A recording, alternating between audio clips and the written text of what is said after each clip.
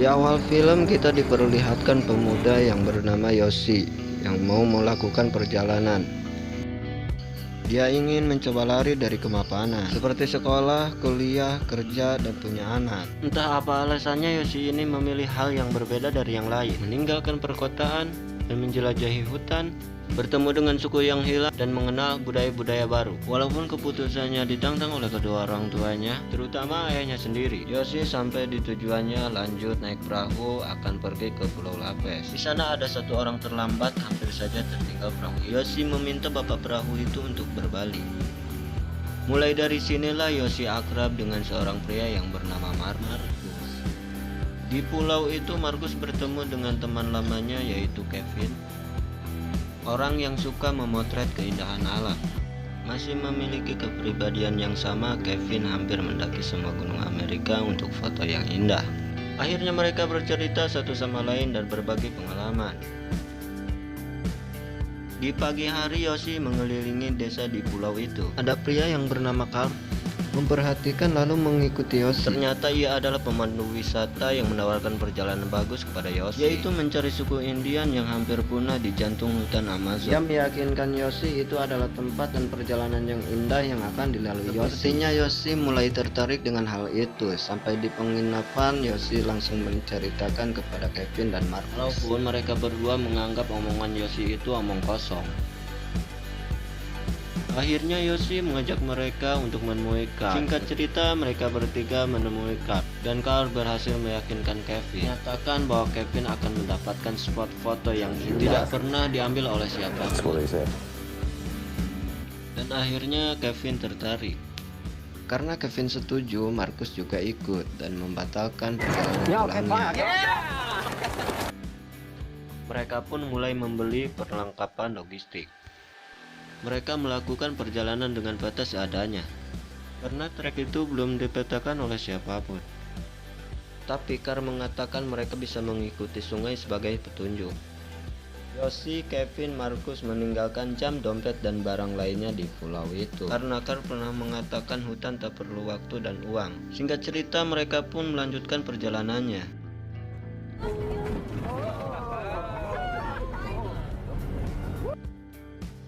Mereka sampai di bandara kecil yang ada di sana, melanjutkan berjalan kaki menuju gerbang hutan. Mereka pun melanjutkan perjalanannya. Carl memang mempunyai insting yang bagus dengan alam. Bahkan dia bisa menebak hujan akan datang. Carl mengatakan itu baru hujan kecil. 2 minggu lagi akan datang musim hujan besar. Karena itu Carl meminta mereka harus sampai tujuan sebelum musim hujan besar. Di malam hari mereka mendirikan tenda dan mengeringkan baju. Carl mengatakan besok mereka akan sampai di perkampungan desa Ashirama. Dan itu adalah desa pertama di dalam hutan. Di pagi hari mereka melanjutkan perjalanannya, tapi mereka bertiga mulai terlihat kesal. Setelah perjalanan panjang, tanda-tanda suku Ashirama terlalu terlihat. Bahkan terjadi selek di antara mereka karena Carl meninggalkan mereka di belakang. Tak lama kemudian ada sesuatu yang membuat mereka panik.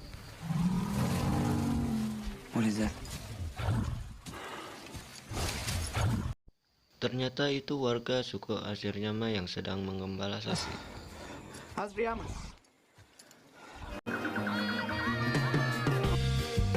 Mereka sampai di permukiman suku Ashirama. Yoshi pun tersenyum melihat kehidupan penduduk setempat.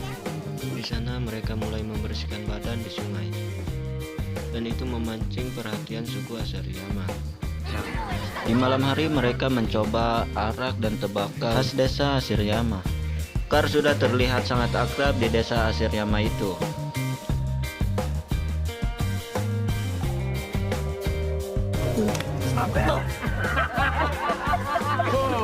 Di pagi hari, Markus mengobati anak-anak di sana dengan obat lukanya. Yoshi semakin merasakan ketenangan dan kedamaian di sana, tapi sayang mereka tak bisa lama-lama.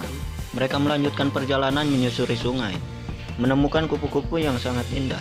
Di perjalanan, Carl menembak seekor monyet untuk makan malam. Di sini Markus tidak setuju dengan cara Carl memperlakukan monyet itu. Carl dengan lahap menyantap monyet itu. Karena lapar, Yoshi dan Kevin pun ikut memakannya. tapi Markus tak menyentuhnya sama sekali.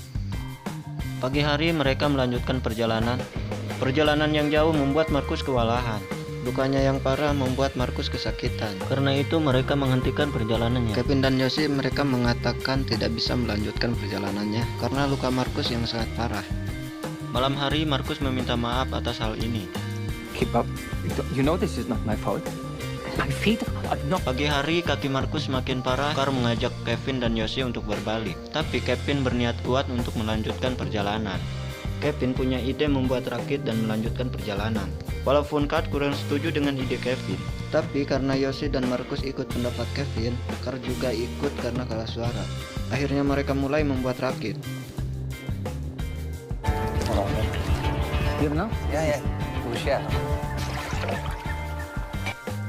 Rakit pun jadi dan mereka melanjutkan perjalanannya. Tidak lama mereka menemukan arus yang deras, dan mereka harus kompak untuk melewati jalur itu. Karena berbeda pendapat, Carl dan Kevin bertengkar. Lalu Carl memutuskan berhenti dan berkemah di pinggir sungai. Sekarang Kevin tahu kelemahan Carl. Sepertinya Carl tidak bisa berenang. Singkat cerita, mereka melanjutkan perjalanannya. Tapi Carl tidak mau ikut jika jalur sungai. Akhirnya Kevin dan Yoshi berunding. Kevin mengajak Yoshi untuk mengambil jalur sungai, tapi mereka tidak bisa membawa Markus yang kesakitan karena dia tidak bisa mengobatinya. Karena itu Yoshi menghampiri Markus dan menyampaikannya secara halus agar Markus mengikuti Carl lewat darat, dan dia pun menyetujuinya. Carl pun mulai menunjukkan titik berbahaya yang akan dilalui mereka. Kemudian mereka berpencar. Kevin dan Yoshi berhasil melalui rintangan permainan. Ketika mereka bersantai, ternyata ada arus yang lebih kencang di depan.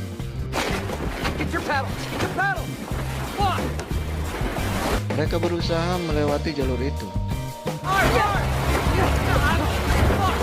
Karena arusnya yang semakin kencang, akhirnya mereka menabrak batu yang cukup besar.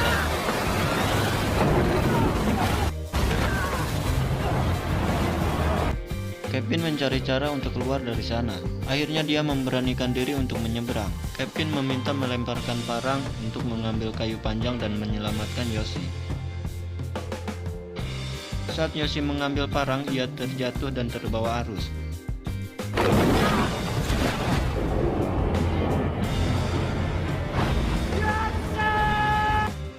Yoshi terbawa arus sangat jauh. Kepala Yoshi berdarah karena benturan yang sangat kencang. Yoshi berusaha menyelamatkan dirinya dari arus air yang sangat kencang. Yoshi berkali-kali memanjat tebing untuk mencapai daratan. Sekarang Kevin dan Yoshi sudah terpisah sangat jauh. Tas dan semua logistik sudah terbawa arus. Sedangkan hujan yang deras mulai turun.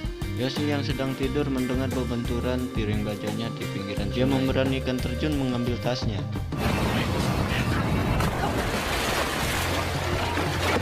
Untunglah semua perlengkapannya aman terbungkus oleh plastik. Yoshi pun mulai mencari Kevin. Yoshi sudah berusaha keras, tanda-tanda Kevin pun belum ada. Akhirnya Yoshi membuat jalur manual berdasarkan petunjuk aslinya. Ia membungkusnya dengan baju warna merah dan meninggalkan sedikit makanan di dalamnya. Ia berpikir jika Kevin tertinggal di belakang, maka dia akan melihatnya. Ini hari ke-6 saat dia terpisah dari Carl. Kevin menangkap ular untuk bertahan dari kelaparan. Yoshi istirahat di sela-sela akar pohon. Yoshi yakin dia pasti bisa melakukan perjalanannya sendiri. Bekas benturan di kepalanya ada benjol dan bergerak. Ketika malam Yoshi mau tidur, Yoshi didatangi hewan buas. Dan untung dia bisa menyelamatkan dirinya oleh korek dan gas. Dan ketika bangun tidur, benjolan di kepalanya semakin besar. Dia coba membelah dan mengeluarkan isinya. Ternyata itu cacing pita yang lumayan besar. Setelah itu Yoshi melanjutkan perjalanannya. Yoshi menemukan 2 telur yang akan menetas dan memakannya. Sampailah Yoshi di suatu desa yang pernah dikatakan oleh Carl. Tapi desanya sudah berantakan, entah kemana penduduknya. Setelah Yoshi berjalan jauh, kaki Yoshi pun terkena cacar air yang sangat parah. Sekarang Yoshi merasakan apa yang dirasakan Markus sebelumnya. I'm so sorry, Markus, I didn't know. Yoshi pun melanjutkan perjalanannya. Setelah berjalan, Yoshi pun menemukan jejak kaki seseorang. Mungkin itu jejak Kevin, Carl, dan Markus. Tapi Yoshi melihat telur bekas memakannya. Ternyata itu jejaknya sendiri yang hanya berputar-putar. Karena trek yang semakin sulit, Yoshi pun memutuskan untuk kembali ke sungai. Dan ini adalah hari ke-14. Itu menandakan hujan besar akan turun.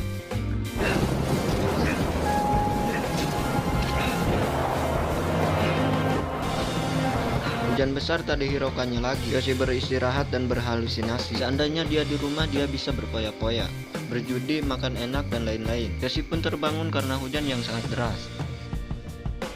Singkat cerita, Kevin sudah ditemukan di suatu desa. Ini menandakan Kevin mengejar Yoshi saat terbawa arus kemarin. Orang itu pun membawa Kevin ke desanya. Dan desa ini berjarak 120 mil dari tempat Yoshi sekarang. Terlihat penduduknya yang ramah dan saling membantu. Kevin meminta bantuan kepada keamanan di sana untuk mencari Yoshi. Walaupun semua orang mengatakan Yoshi tidak akan selamat. Singkat cerita, mereka menggerakkan helikopter untuk mencari Yoshi. Yoshi mendengar adanya helikopter dan mengibarkan kain merah. I'm here! Down here! Hello! No! No! No! Tapi sayangnya mereka tak melihat karena penerbangannya yang terlalu tinggi. Kevin tidak putus asa dan meminta mengulang untuk mencarinya. Tapi mereka tetap mengatakan mustahil Yoshi bisa ditemukan dan menyuruh Kevin sebaiknya pulang saja. Akhirnya Kevin ingin melakukannya sendiri, tapi keamanan itu memberitahu Kevin seseorang yang bisa membantu Kevin melakukan pencarian melalui sungai. Kevin menghampiri orang yang bernama Tiko. Sepertinya dia juga tidak bisa membantu Kevin. Dia mengatakan banyak para pendatang yang telah hilang di hutan dan tak pernah kembali entah kemana. Akhirnya Kevin ingin membeli perahunya. Crazy gringo. Melihat kesungguhan Kevin, akhirnya Tiko mau membantu Kevin. Waktu itu Yoshi menemukan gadis dari suku pedalaman. Mungkin ini adalah penduduk yang tersisa. Please don't run away. It's fine. It's fine. Yoshi membujuknya agar dia tidak ketakutan. Dan Yoshi ingin membawanya ke desa Rohibek, pemberhentian selanjutnya. Ketika itu Yoshi berjanji akan menjaganya. Saat Yoshi menjaga dan mengelus-ngelus gadis itu, dia hilang.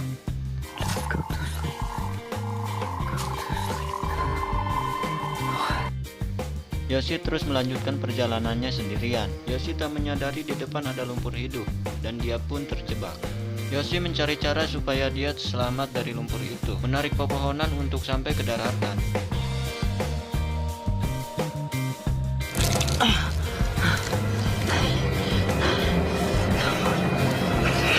Yoshi pun selamat, tapi tas dan logistiknya masih tertinggal di lumpur itu. Yoshi membuka baju supaya ia tersengat oleh semut api itu. Setelah itu Yoshi merasakan kesakitan yang luar biasa.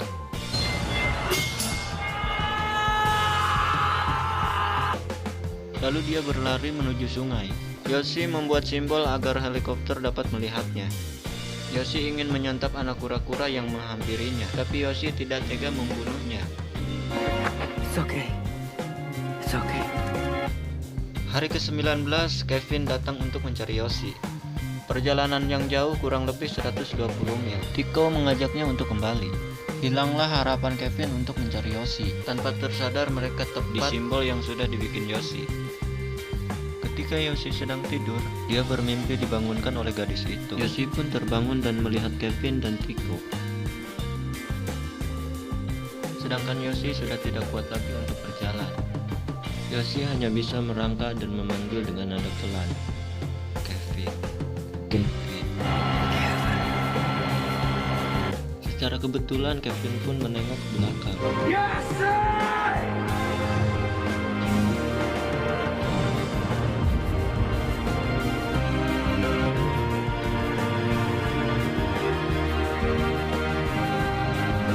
Mereka pun langsung membawa Yoshi untuk pulang ke desa tempat Kevin diselamatkan. Keselamatan Yoshi membuat semua orang kagum. Setelah tiba di desa, Kevin langsung mencari dokter untuk mengobati Yoshi.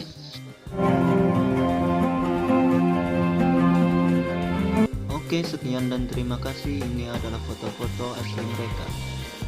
Hanya ini yang bisa saya ceritakan, kurang lebihnya mohon maaf. Wassalamualaikum warahmatullahi wabarakatuh.